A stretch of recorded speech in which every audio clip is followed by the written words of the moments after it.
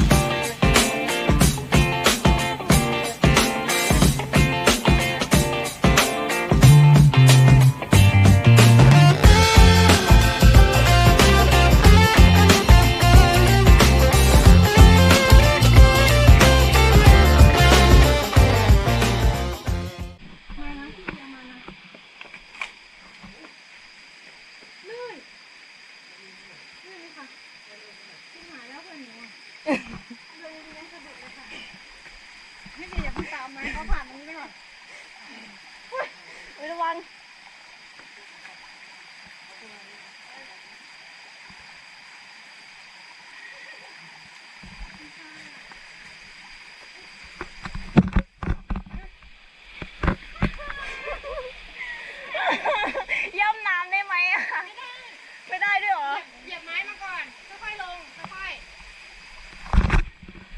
เหยียบมาเลยเหยียบตรงนั้นก่อนเหยียบตรงนั้นก่อนฮะตรงนี้ได้ไหมอะมาถึงแล้วอะได้ไม่ได้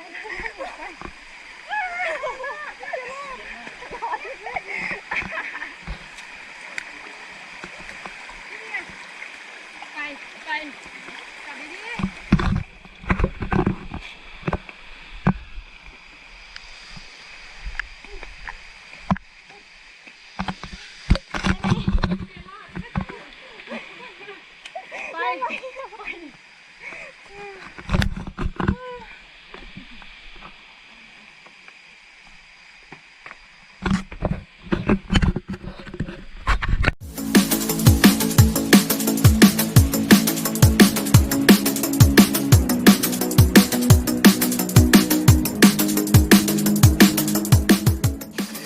โอ้ยเหนื่อยถึงแล้วค่ะทุกคนเหนื่อยมากทุกคนแบบหมดสภาพมากป๊อปถึงแล้วค่ะเหนื่อยมากค่ะตอนนี้เรามาอยู่ที่ไมด้ารีสอร์ทแล้วนะคะ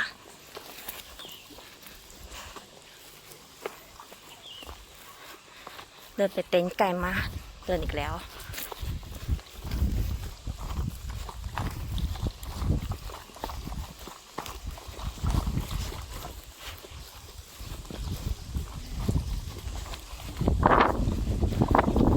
ถึงแล้วอันนี้ใช่ไหมคะใช่ค่ะขอบคุณค่ะ